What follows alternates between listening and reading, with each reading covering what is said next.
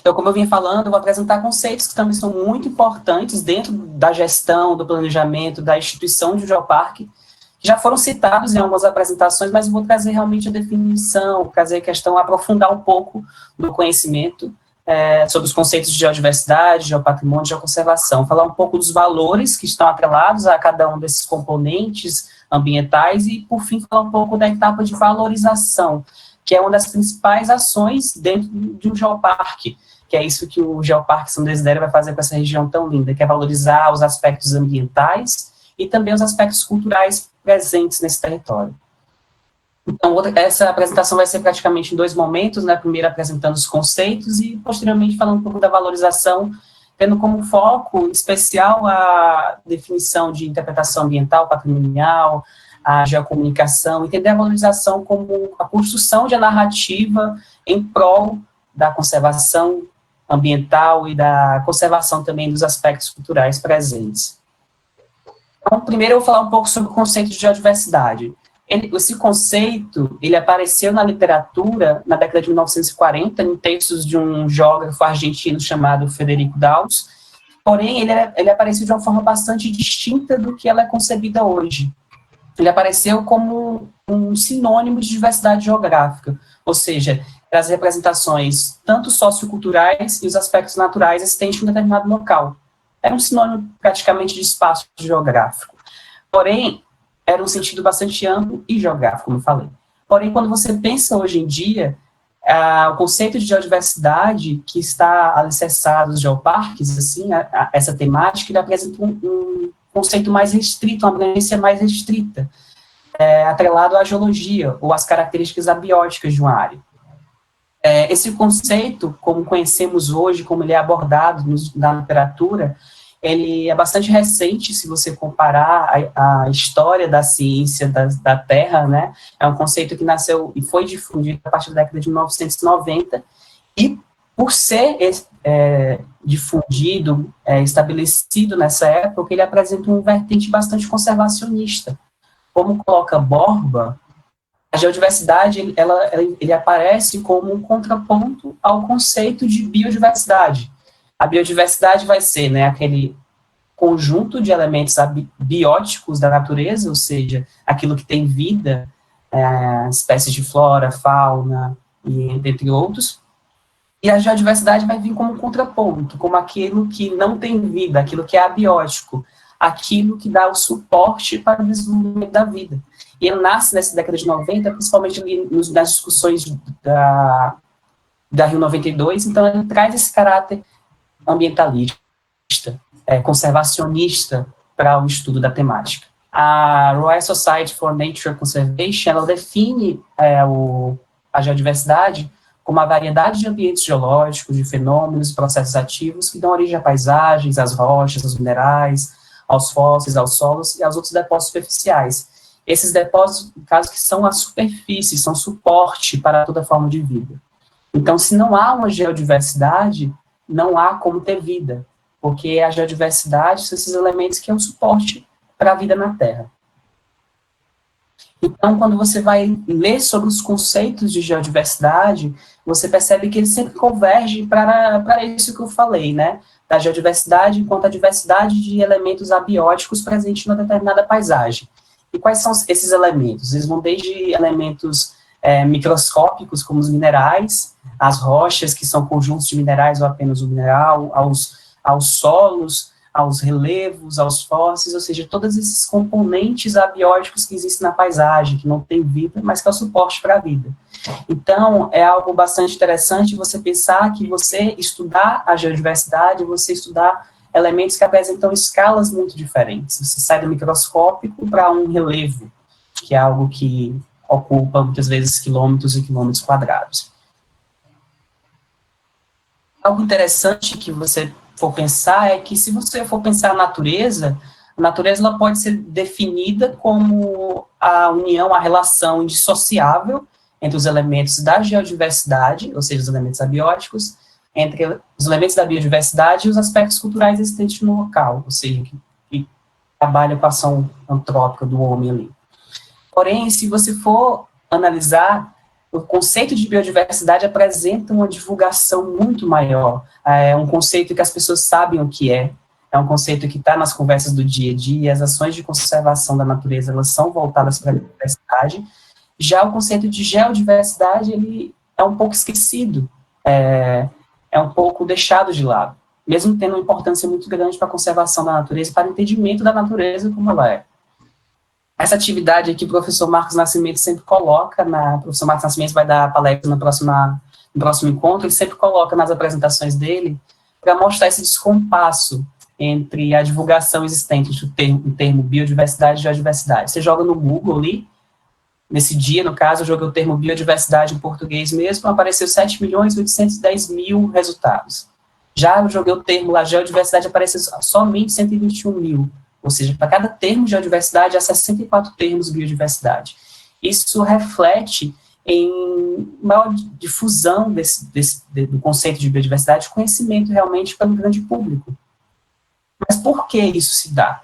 Isso se dá por diversos aspectos, tanto porque quando, na década de 60, 70, quando houve esses movimentos de contracultura, que as pessoas começaram a ver que as ações que a sociedade e o capitalismo e toda essa dinâmica estavam realizando, estavam sendo muito agressivas com o meio ambiente, esses movimentos de contracultura, os biólogos tiveram uma expertise maior. Eles conseguiram adaptar a sua linguagem acadêmica da biologia, que também é muito complexa, mas eles conseguiram adaptar de uma forma muito rápida para a linguagem das pessoas, a linguagem do dia a dia.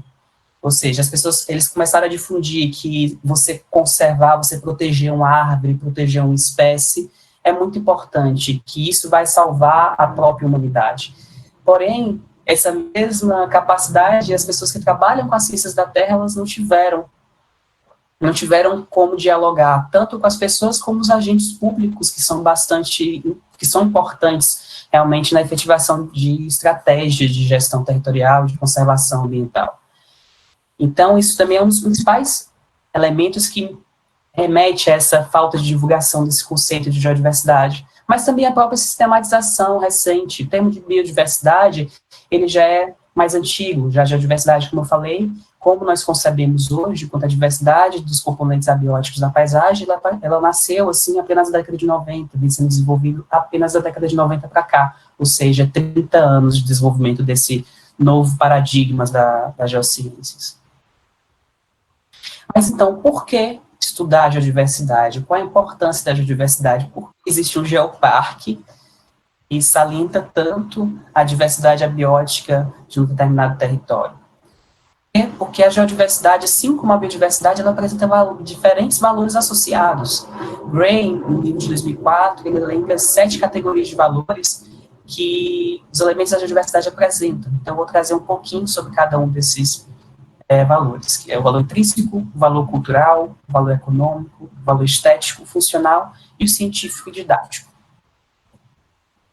O valor intrínseco, ele é bastante difícil de ser mensurado e até de ser explicado às vezes, porque é o valor da existência, ou seja, por existir, cada elemento da biodiversidade já tem um valor, ou seja, cada elemento da biodiversidade, por estar naquele local, por exemplo, esse relevo kástico em Mano Lopes, no território de São Desidério, ele tem uma importância para a dinâmica ambiental daquele local, então, por existir, ele já tem um valor intrínseco a si. Então, esse valor ele não pode ser avaliado pelo uso humano. Um valor que é bastante interessante, que é um dos valores que os geoparques eles mais atrelam nas suas atividades turísticas, principalmente aquela de turismo comunitário, é o valor cultural que os elementos da geodiversidade apresentam.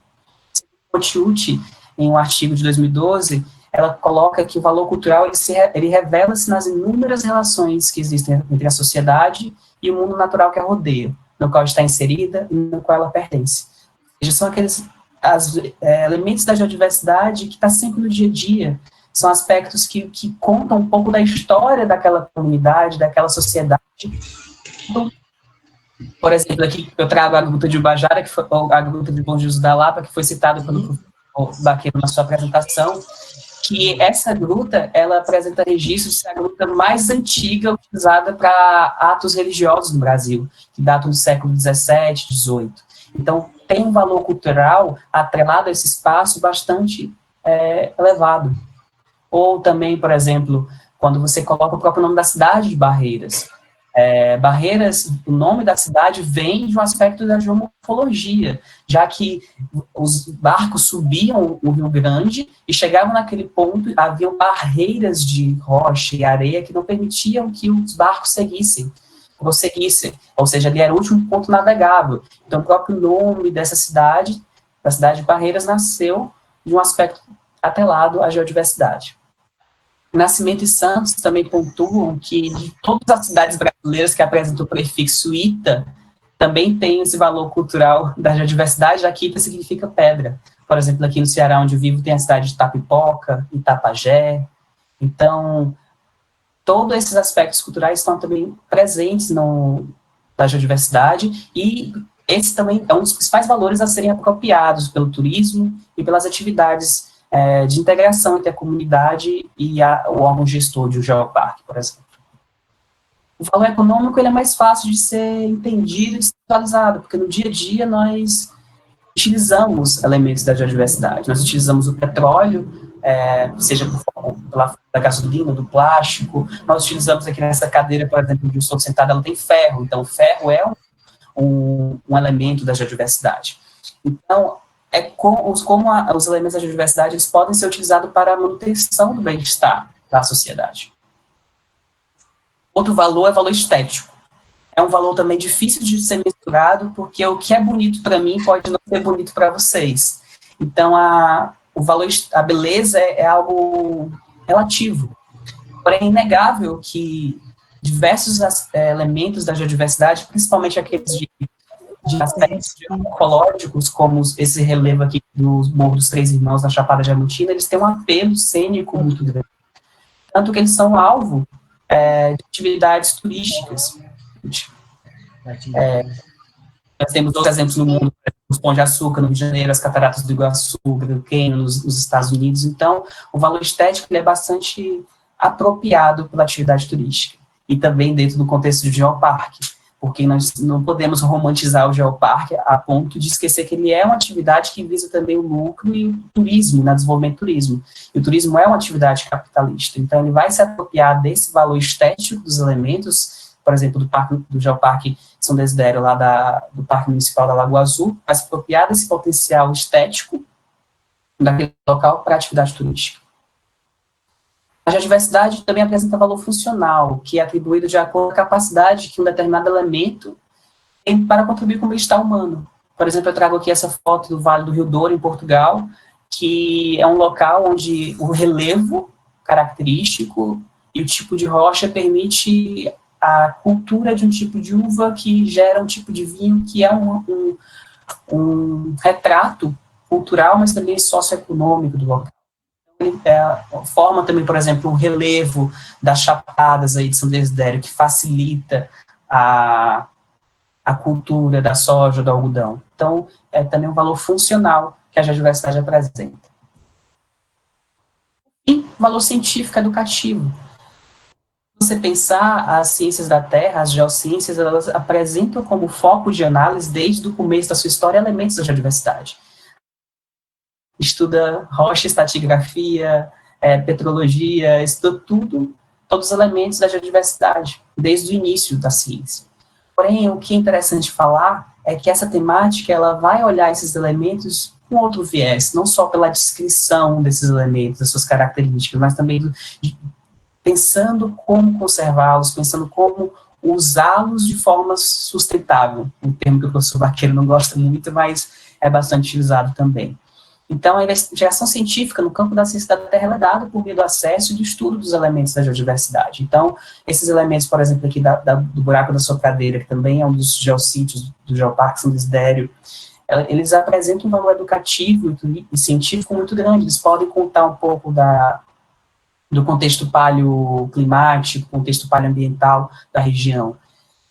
Se você levar um grupo de estudantes nesse local, você vai falar um pouco sobre a evolução de um relevo kárstico. Então, esses elementos apresentam esse potencial. Então, nós vimos, né, que a geodiversidade ela é todo esse contexto, todo esse conjunto de elementos abióticos da paisagem. E dentro da geodiversidade, nós temos alguns elementos que se destacam, tem um valor excepcional. Devido a ter esse valor excepcional, eles são classificados como patrimônios, devem ser salvaguardados para as futuras gerações. E nisso vem o conceito de geopatrimônio. Vou trazer um pouquinho agora esse conceito.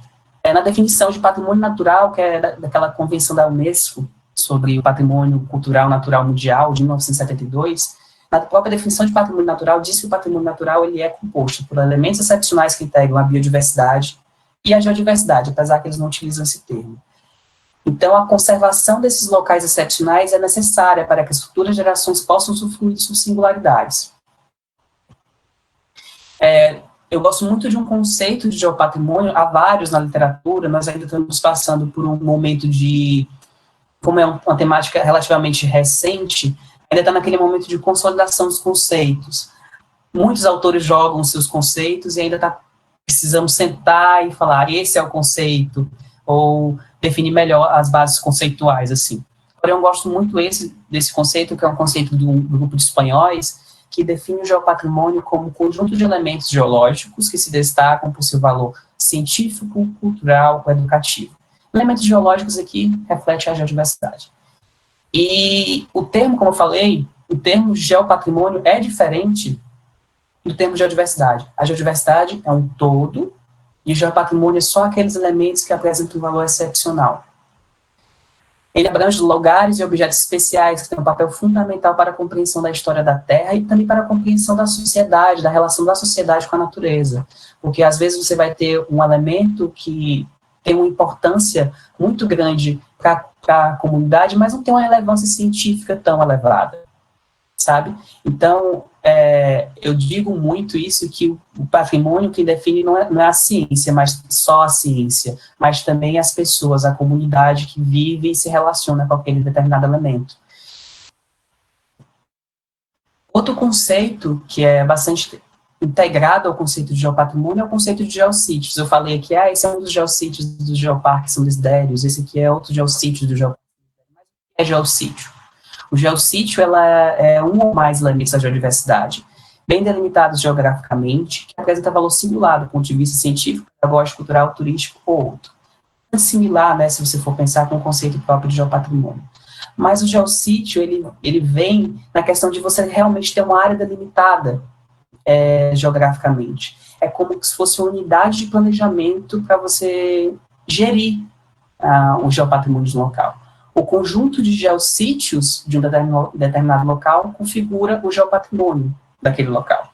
Por exemplo, no Geoparque São Desidério, são, se não me engano, 13 geossítios. Então, o conjunto desses 13 geossítios, desses locais de interesse geológico, esses locais excepcionais que contam a história evolutiva do planeta Terra, da relação da comunidade com a geodiversidade, o conjunto desses 13 locais é que configura o geopatrimônio do Geoparque São Desidério.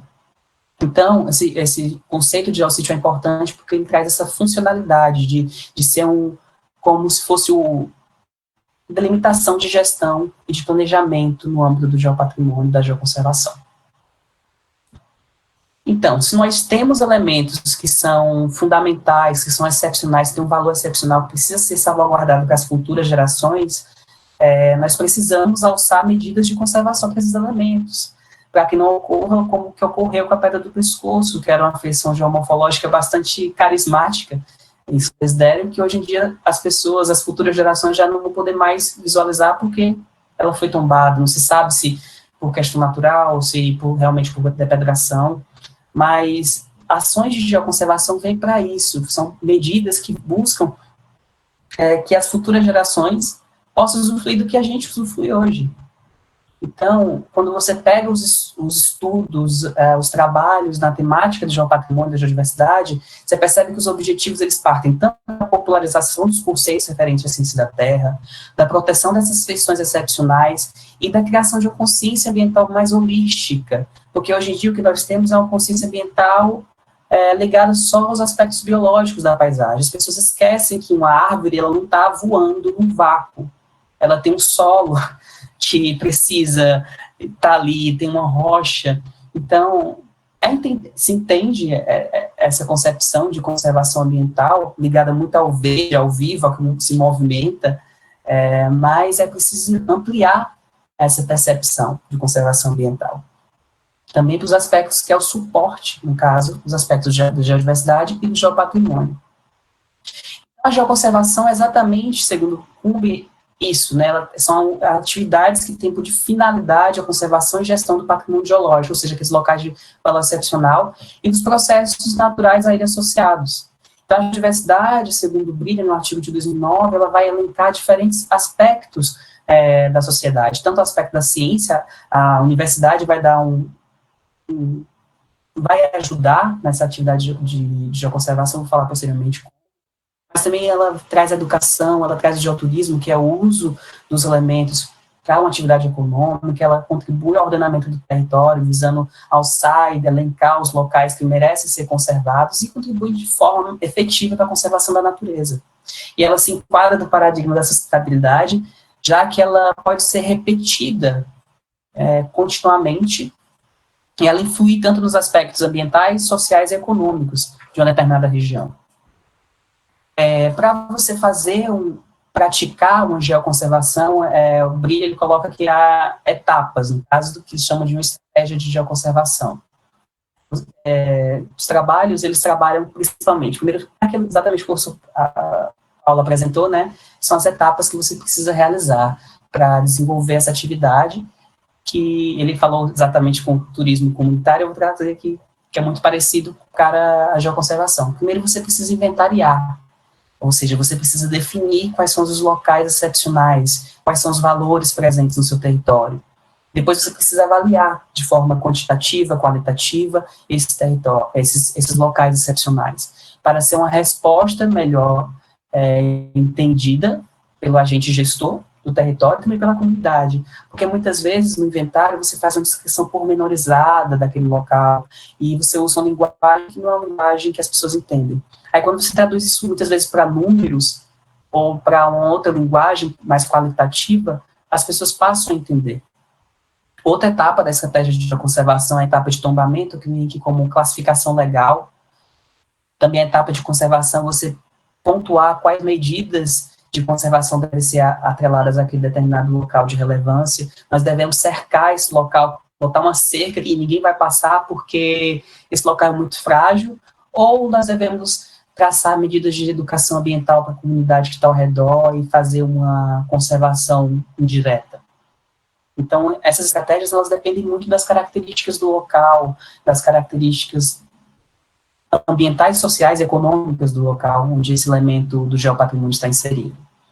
Também, depois vem a etapa de valorização, que é quando você começa a aplicar de forma mais... aplicar de verdade, realmente, os conhecimentos adquiridos no inventário, na avaliação, nas propostas de conservação. E você começa a capacitar os geossítios, o geopatrimônio, a receber visitação e a serem divulgados também. Ou seja, você levar o conhecimento desse local, da importância desse local para além dos seus limites. Ou seja, você falar dos geossítios presentes na proposta de Geoparques Desidério para além das comunidades que estão ao redor. Você levar para outros estados, você promover um turismo comunitário, você chamar pessoas para conhecer esses locais. Você precisa valorizar e divulgar. E, por fim, monitorar. Você precisa de um monitoramento, você precisa ver se as ações que você realizou estão tendo bons frutos, ou se ela está, infelizmente, ocasionando degradação dos componentes ambientais. Então, uma estratégia de geoconservação deve passar por essas etapas. Às vezes você não consegue realizar todas, mas pelo menos algumas dessas etapas você precisa realizar para estabelecer os princípios da geoconservação desse local. E agora eu vou falar um pouco, né, de uma das etapas, né, da geoconservação, que é a etapa de valorização, e é uma etapa que eu acho muito interessante, porque é o momento em que a academia começa a dialogar com a comunidade de forma mais efetiva. Se você for pegar a definição de valorizar no dicionário, diz que é o ato de agregar valor a algum produto, aumentar a importância atribuída a algo ou a alguém. É o momento em que a academia começa a fazer isso com os elementos do geopatrimônio, com os geossítios.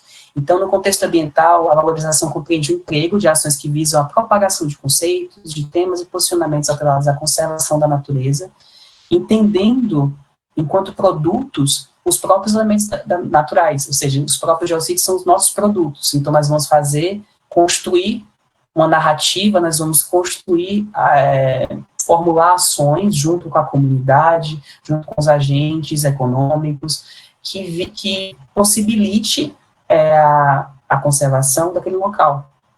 Então, é esse o ato de valorizar. A valorização é esse momento em que as informações são transformadas em propostas aplicáveis à conservação. Não há um modelo único de valorização. Então, por quê? Porque a valorização responde tanto às características ambientais do ambiente estudado, como dos objetivos elencados. No caso, por exemplo, São Desidério é a proposta de geoparque. Então, é uma proposta bastante ampla para a valorização do geopatrimônio local. Então, os objetivos são tais. Mas se você, por exemplo, vai fazer uma pesquisa, que você tem uma cachoeira que você visita, que você acha interessante, talvez os seus objetivos sejam outros. Então, a sua valorização vai ser mais tímida, entre aspas. Também a valorização ela depende do orçamento disponível e também da criatividade do pesquisador. Então, por isso, não há um modelo para valorizar o geopatrimônio. Há diversas tentativas, diversos modelos que você pode pegar informações de um, de outro e ajudar a consolidar e construir o seu modelo para a sua área, para a sua realidade. Porém, quando você pega essas estratégias de valorização que existem no mundo, percebe que elas são pautadas principalmente na interpretação patrimonial, na educação ambiental, na comunicação ambiental. Então, vale a pena falar um pouquinho sobre esses aspectos aqui. A interpretação patrimonial, que dentro dela está tanto a interpretação ambiental, a interpretação cultural, ela é uma prática empírica que já é realizada há centenas de anos. Porém, enquanto ciência mesmo, ela foi sistematizada no ano de 1957, na década de 50, com o lançamento do livro Interpreting Our Heritage, do Freeman Tilden, que ele trabalhava em parques nacionais americanos, então ele já tinha uma vivência com atividades de interpretação ambiental e patrimonial, e ele juntou alguns princípios junto à sua experiência realmente, e traçou alguns princípios, alguns pressupostos, alguns postulados. Segundo a interpretação, ela é uma tradução da linguagem da natureza, que ela é repleta de complexidade para a linguagem das pessoas. Então, por isso que eu falo muito que a valorização é você construir uma narrativa que aproxime as pessoas, que aproxime o público do seu patrimônio. E sem essa narrativa, muitas vezes as pessoas vão chegar num local que tem uma relevância patrimonial, ambiental incrível, ela vai olhar, tá bonito, mas ela não vai absorver o que aquilo tem para passar. Então, Pacheco e Bride, em artigo de 2014, eles colocam que a interpretação é um processo de comunicação que pretende ajudar o público a estabelecer essas conexões de natureza emocional ou intelectual ou meramente física com o recurso que está sendo interpretado, independente de ser natural ou cultural. Então, por exemplo, aqui é um painel interpretativo do Geossítio Ponte de Pedra, localizado no único geoparque Unesco do Brasil, né, que é o Geoparque Araripe, e nesse painel interpretativo, eles trazem a importância geológica do local, mas também eles trazem um pouco de curiosidade sobre essa feição, que é uma ponte de pedra, que é bastante curiosa. E isso traz uma ligação maior do público com o próprio elemento do geopatrimônio. Então, a interação de público e patrimônio é a base das atividades de interpretação. E ele compreende o primeiro princípio elencado por Tilden. Ele coloca aqui que qualquer interpretação que de alguma forma não se relaciona do que se mostra ou descreve com o que se encontra na personalidade e na experiência do visitante será estéril. Então, a interpretação ela é uma atividade difícil, porque quando você tem um atrativo turístico e você quer interpretar aquele atrativo, você vai pensar em diferentes públicos que você vai receber. Então, você também tem que pensar como você vai se relacionar com esses diferentes públicos. Então, é uma atividade bastante difícil, já que essa interação é difícil. por exemplo, aqui é um painel interpretativo presente no Geoparque do Reino Unido, que tem como principal potencial, ele é um geoparque vulcânico, por assim dizer, e ele traz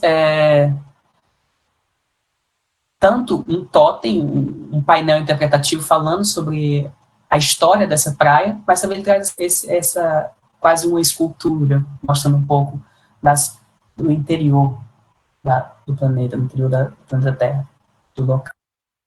Então, é preciso, nas estratégias de valorização e de interpretação patrimonial, você trazer essa relação entre o que as pessoas sentem, entre o dia a dia, o cotidiano das pessoas, o arcabouço que elas trazem com os dados, as informações que você vai passar para elas. Isso, inclusive, é o segundo princípio da interpretação patrimonial, que é a informação por si só, não é interpretação.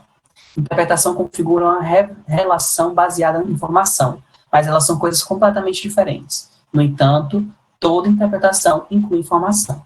Você chegar ali no paredão dos 10 mil livros também, do paredão dos 10 mil livros, que é um dos geossítios lá do Geoparque São Desidério, falar, esse paredão aqui tem 50 metros de altura, esse aqui é o Rio Grande, que tem 30 metros de profundidade, isso aqui é não sei o que, isso aqui é não sei o que, e jogar um bocado de dados sem criar um fio que interliga esses dados, uma narrativa que aproxima a pessoa. Então, você só vai estar jogando dados, informações, isso não é interpretar. Então, você tem que ter ciência também nesse aspecto. O terceiro princípio diz que a interpretação é uma arte que combina muitas artes, seja materiais científicos, históricos, arquitetônicos. E por ser uma forma de arte, é possível de ser ensinada. Isso aqui me toca muito porque as atividades de valorização do geopatrimônio, principalmente no âmbito do geoparque, ela não deve ser pensada só por geólogos, geógrafos, ou pessoas que estão dentro da academia.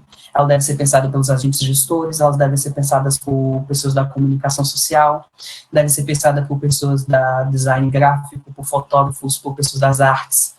Porque muitas vezes essas pessoas têm um diálogo, têm uma forma de falar que as pessoas da academia não têm. Elas conseguem dialogar melhor com o público que vai visitar aquele local. Por exemplo, nas minhas propostas de valorização, eu peço para minha irmã, que é publicitária, ler antes de fazer. Eu mando o texto para ela, aí ela fala, não, essa palavra aqui é muito estranha, não utiliza ela não. E para mim aquela palavra era super corriqueira, mas na verdade não é. Então, você interpretar, criar um projeto de interpretação patrimonial para o geoparque ou para qualquer área, requer essas equipes interdisciplinares, vários tipos de conhecimento. E o quarto objetivo, né, pressuposto da interpretação patrimonial, o principal objetivo da interpretação não é a instrução, mas a provocação. Você não quer chegar num painel interpretativo gigantesco que lá, tipo, 5.000 palavras para você ler. Você não vai ficar meia hora no painel, você vai ficar 5 minutos, então você tem que pontuar nesses painéis, nessas atividades de interpretação, apenas coisas que chamem a atenção. E quando chegar em casa, a pessoa falar, nossa, foi interessante aquele painel que tinha lá na Cachoeira do Acaba-Vida, em Barreiras. Eu acho que eu vou até procurar mais sobre essa cachoeira, como é que ela foi formada, qual é a história dela, por que o nome é Acaba-Vida, esse nome tão estranho para uma cachoeira. Então, esse tipo de provocação que deve ser o principal foco na interpretação ambiental e patrimonial. A interpretação geológica é uma dificuldade talvez até maior, porque quando você fala de interpretação ambiental, né, tem interpretação geológica em si. De algumas questões, como traduzir essa linguagem técnica repleta de conceitos, processos abstratos, explicados em um tempo geológico? Se você já conversou com um geólogo, ou com alguém da geografia física mais rápido, você não entende. E principalmente requer uma abstração muito grande de você entender em milhões e milhões de anos, entender sobre tectônica de placa, entender que a Bahia nunca, nem sempre esteve onde é a Bahia hoje, sabe? Entender toda essa dinâmica é muito, muito complicado. Então, como realizar uma comunicação que transcenda esses dados e integre o cotidiano, tornando a experiência frutífera? Então, são algumas questões que os geólogos têm se perguntado, principalmente os estudiosos da temática da geodiversidade, do geopatrimônio, da geoconservação. E eles se baseiam, principalmente, nesses princípios da interpretação patrimonial de Schiller e tentam formular uma forma de se comunicar melhor com a sociedade, que é entendida, no caso, pela geocomunicação. Que, no caso, falar um pouquinho aqui sobre a geocomunicação, que pode ser um ramo da comunicação ambiental que tem como foco principal abordar essa relevância científica, didática e cultural da geodiversidade e do geopatrimônio. Ou seja, é você criar uma linguagem E quando você chegar no afloramento aqui, por exemplo, desse Geoparque Aroca, que são os granitos ali de Portugal, você quer uma linguagem que esses meninos do ensino médio consigam entender o que você está falando. Para que chegue lá, eles consigam entender um pouco mais como se formou aquela rocha, como se dá a formação dessa rocha. Então, você precisa adaptar a sua forma de falar, de acordo, visando, né, sempre relacionar com a vida das pessoas. Aqui você vai utilizar de analogias, você vai utilizar de ditados populares. Então, você vai ter um pouco da sua criatividade para criar essa forma de linguagem. E por isso é importante profissionais da comunicação social estar dentro das equipes de valorização que vão realizar, confeccionar os painéis interpretativos, as estratégias de valorização e divulgação dentro do Geoparque.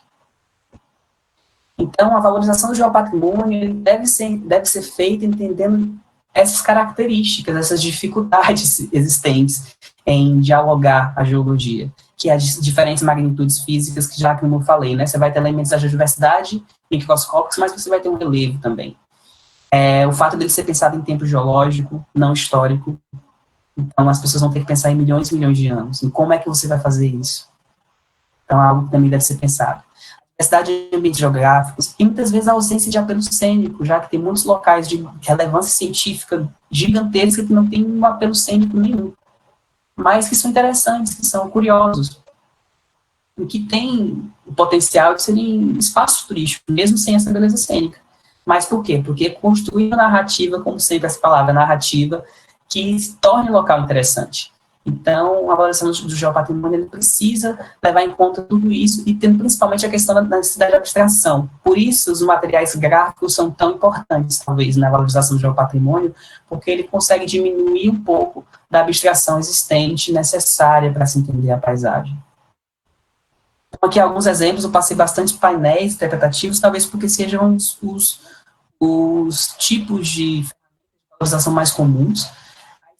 Na Europa, por exemplo, é que as pessoas nem querem mais painéis porque consideram que há muito painel, já está poluindo, mas aqui no Brasil não é comum você ir num ponto turístico e ter um painel, então ainda é um tipo de ferramenta que o brasileiro gosta muito, né? E que traz valor, um valor adicional ao destino turístico. Ou mesmo aqui uma outra estratégia que é o Jardim Geológico de Beja, que está na principal praça da cidade, eles colocaram... Ai, pega para mim a pergunta da Ana, alguma coisa aí que sumiu. O Jardim Geológico de Beja, que tá nessa cidade portuguesa, que traz diferentes tipos de rochas existentes no território de Portugal e dentro de uma escala geológica. Então, requer muita criatividade do pesquisador, das pessoas que vão propor essas estratégias. Então, era isso que eu queria falar um pouco, que são conceitos que são importantes dentro, e abordagens que são importantes dentro do geoparque, que é você trabalhar conceito, mas você também trabalhar essa valorização, tendo principalmente em conta a relação cultural que essas pessoas apresentam com esses elementos e utilizando essa relação para desenvolver os seus projetos de valorização. Então, aqui eu deixo o contato, e-mail, se vocês precisarem, quiserem entrar em contato, quiserem referência, as referências citadas na apresentação, eu posso passar por e-mail. Obrigado pela atenção.